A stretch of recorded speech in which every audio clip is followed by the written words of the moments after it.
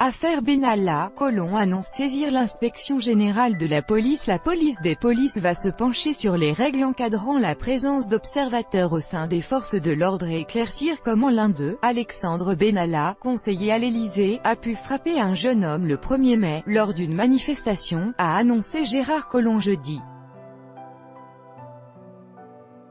Pour savoir dans quelles conditions ceci s'est passé, j'ai demandé à l'inspection générale de la police nationale de préciser quelles sont les règles pour l'accueil et l'encadrement de ces observateurs et s'il en existe, de vérifier dans ce cas précis qu'elles ont été mises en œuvre, a déclaré le ministre lors des questions au gouvernement au Sénat.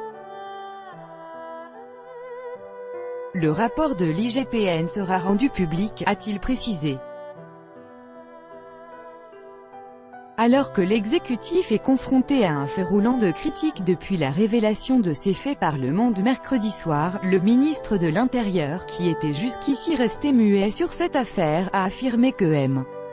Benalla et un deuxième homme, gendarme réserviste et employé de l'REM, également présents sur les lieux, n'avaient aucune légitimité pour intervenir. Ces deux personnes n'avaient aucune légitimité pour intervenir.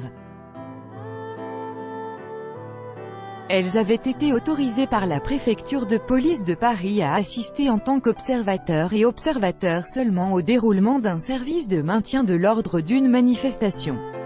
C'est là une pratique régulière qui trouve sa justification dans une logique de transparence et d'ouverture de l'institution policière, a expliqué M. Collomb.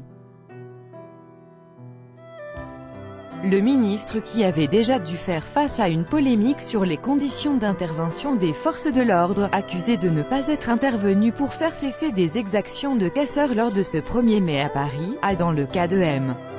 Benalla, condamné sans ambiguïté un acte inadmissible. Le site du Monde a mis en ligne mercredi soir une vidéo filmée le 1er mai par un manifestant place de la Contrescarpe à Paris, où un homme, identifié comme Alexandre Benalla, chargé de mission auprès du chef de cabinet de la présidence au moment des faits, coiffé d'un casque à visière des forces de l'ordre, s'en prend à un jeune homme à terre.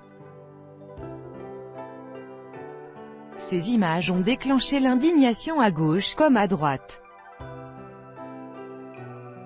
M. Benalla a été mis à pied pendant 15 jours avec suspension de salaire, et démis de ses fonctions en matière d'organisation de la sécurité des déplacements du président, pour punir un comportement inacceptable, a détaillé le porte-parole de l'Élysée Bruno Roger-Petit.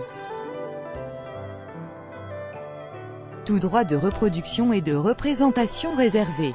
Copyright 2018, Agence France Presse.